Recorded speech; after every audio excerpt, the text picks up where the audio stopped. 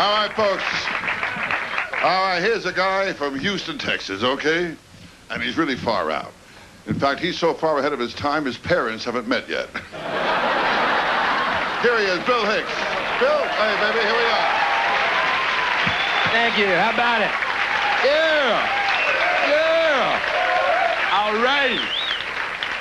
Thank you very much. I'm from Houston, Texas. Thank you. Simply means as a performer, I perform in places you people only see on Rawhide. I actually go to these hillbilly podunk hellholes such as Oklahoma. Thank you very much. A veritable entertainment mecca. The only state Arkansas can make fun of. When you got Arkansas ragging your ass, you're pretty low down in the food chain, I think. Here's a quick impression of Oklahoma, those y'all never been.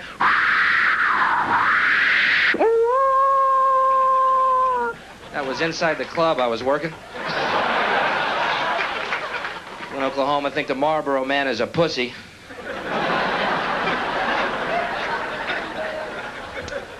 Played a town there called Enid, Oklahoma. Town is so small, you know, in hotel rooms, you got to push 9 to get an outside line. I pushed 9 and got the Elmer Dinkley residence. Hello? Who's this? Elmer Dinkley, you just called my house. Shit, your phone number is 9? Yeah, my cousin's is 23. I had to write that one down. Wrote it on my forehead. I keep calling 32.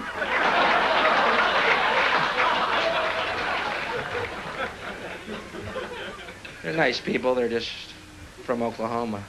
I had a guy come up to me after the show. Could have been that same guy, Elmer, I think. Came up very excited. He goes, "Hey, man, you crack me up."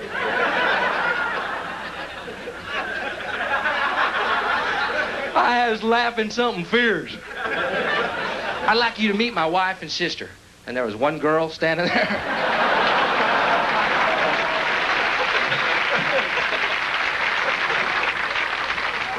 Worked on Hollywood Boulevard at a movie theater place that played nothing but horror movies. Frightening, the people that went to those things, man. They're scarier than the goddamn movies. You could hear stuff in that audience like, "I remember when I cut off a head."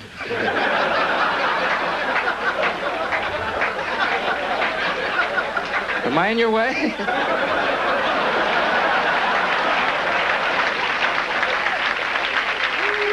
Thank you very much. Thank you.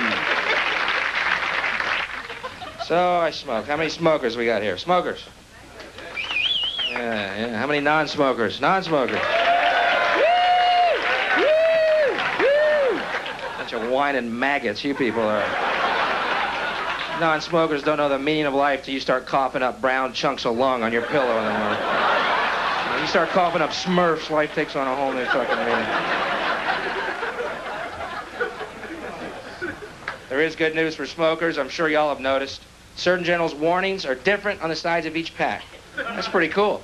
Mine say, Surgeon General's warning, cigarette smoking may cause fetal injury or premature birth.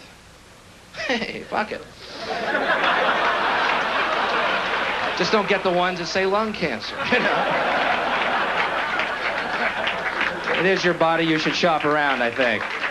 I can live with low birth weight, you know? I think that's nice. The cigarette companies come out with different types of diseases. You find the one you can live with. Continue to smoke.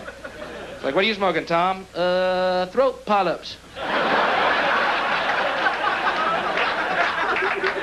I'm going to stick with my yellow fingernails, buddy. Thank you. I can live with yellow fingernails.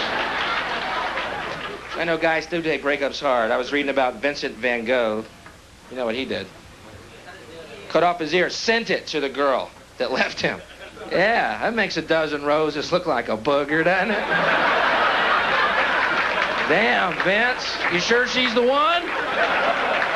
Vince, think about it. Vince is going, what? Was that Susie? Did she call back? What? Can't talk to Vince no more, man.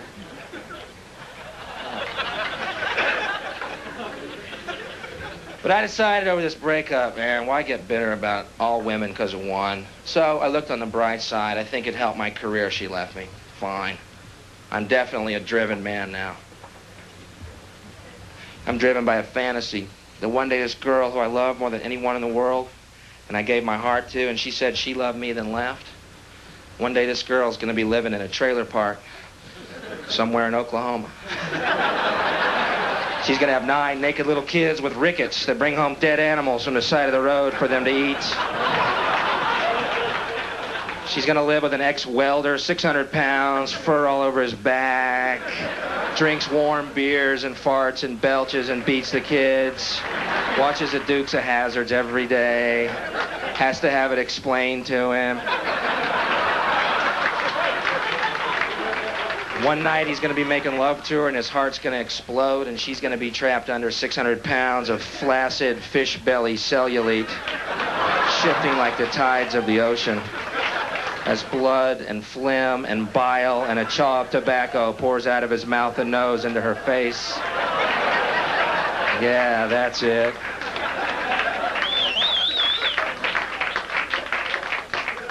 Just before she drowns in that chunky puddle of afterbirth, she turns to the television, and I'm going to be on this show.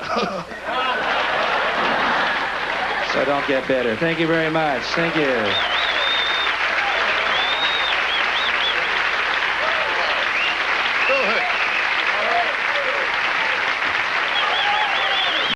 We have a very, very special guest. He's going to come out here. He's going to talk to you. Then he's going to bring up Dougie. I am a huge fan of his. It's an honor to bring him up here.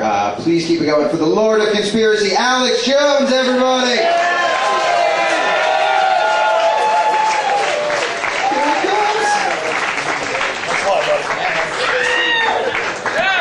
I feel sorry for you.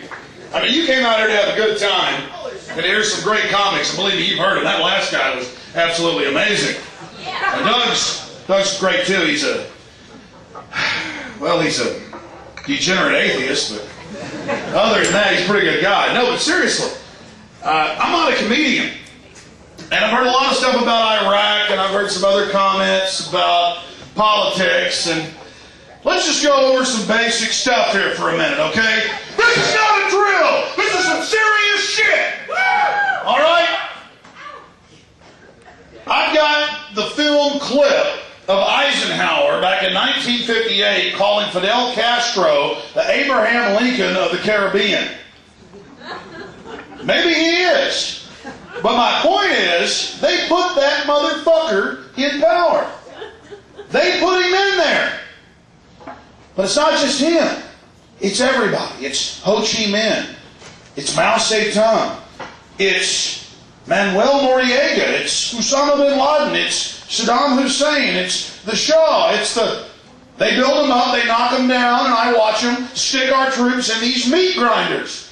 And it's all admitted. You know, I'm the weirdo who sits there and watches the C-SPAN documentaries where they've got the 85-year-old CIA section chief, you know, who back in 1950 goes, well, actually, the CIA was behind Mao and we put him into power. Of course, I already knew that, but now these bastards are admitting it. Mao Zedong killed 50 million people! And they want to sit around and tell me about Saddam Hussein for some war for $4 trillion in oil? Oh, we wouldn't do that over oil. We're just the big badasses in the 100-story buildings that own and run the nuclear weapons, that own your private prisons, that they're going to stick you and your family in as soon as they find you doing something wrong, some bullshit law they created. That's right. That's right. So this is the reality. And I have to sit here and watch him setting this up, setting up a living hell for all of us. The boys running this country, and I mean Mr. Kerry and his cousin George W. Bush, his coffin made of skull and bones. These guys are the ones who put the Hitlers and the Stalins in. They're the people that create the crises to offer you the solutions. And somebody said 1984, and it's true. That's what it's all about. The war is against the people. The war is against the people. But going back to Saddam Hussein, I'm going to bring Doug up here because that's who you came to see, and they asked me to come up here, so I did it. Take your time. But no, the point here is that David Degenerate Rockefeller David Rockefeller, you might want to find out who he is. He really doesn't like you, and he wants to put cancer viruses in your vaccines. He really wants to kill you. Boy, he's a sicko. He's a Malthus. He's a social Darwinist. He wants to kill 80% of you. He says it in major publications. But he knows you don't read them. So he laughs at you. Now, David Rockefeller, when Mao died in 1976, he was in the New York Times. He said, oh, Mao's so wonderful, Mao's so great. Does such a great job. What a wonderful person. That's how arrogant these people are. But let's take Saddam Hussein. Admitted fact. 1954, young 18-year-old guy. They hire him, CIA, takes him to Egypt, trains him how to kill people. Trains him how to blow stuff up, shoot people. They send him into Iraq. Oh, he kills hundreds. Hundreds. Takes over, and then by 1969, they tell the Ba'ath government, we'll have Saddam stop killing all of you if you put him in as the head of security. Kind of like they're about to put Porter Goss in as the head of our security, our new Gestapo. And then in 1979, they put him in as the president, and they say, sick him, get him, admittedly, attack, Iran, kill. And he kills 1,300,000 of the damn Iranians. And then a few years later, they tell him, go ahead and invade Kuwait now. Why the ambassador, April Gillespie, sits there on a chair with him and goes, how do you think you should invade immediately? This even on film. And he rolls in, follows orders. And I watched that guy 2 years ago sitting there all freaked out with his cat going, I've been set up. It's on the air TV. I was ordered to do all of this. He's finally admitting all this. But you never hear about that in America. So do I like Saddam Hussein? Hell no. I hate this guy, this hitman they created. But it's the same thing with all these people. Noriega, all of them. It's a joke. They've got to have somebody to bomb, so they go out and create the boogeyman and have him do some mischief. It's just incredible. And, growing up, young man, you can be president. Any young lady can be president. We can all be president. It's a free country. Is that why you've got 15 members of Skull and Bones each year out of 290 million people? 15 members each year. And we can't even have 2 presidential candidates that aren't from that group? Hey, you're blowing my buzz! They see this guy's been blowing his buzz. Tell jokes or get off the stage! See there? See there? Come on, man. We're here to have fun. Hey, get off the stage! see, they asked me to come up here. You're blowing my buzz! See, he wants to... I told you. What do you say to it? What do you say to it? Tell some jokes! You guys want him?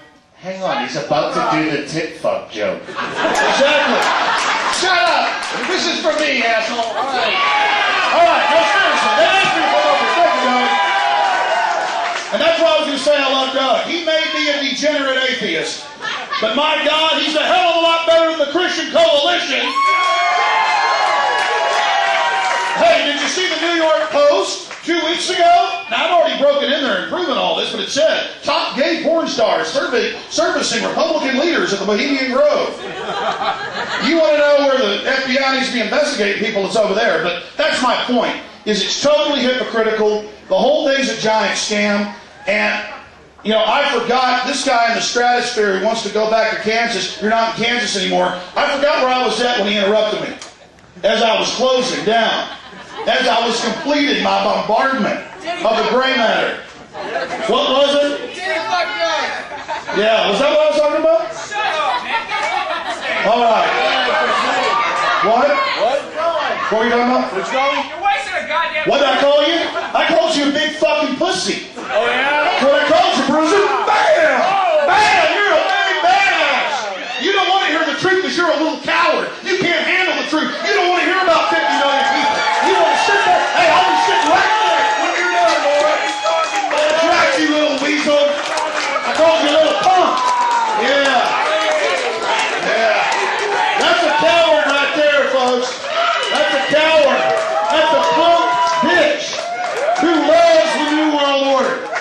As I was saying, though.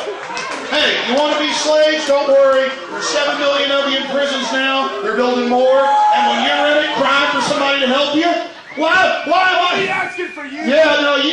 You'll be asking why the 5 big guys got you bent over the table, and you'll be wishing you weren't a slave, punk. Because you weren't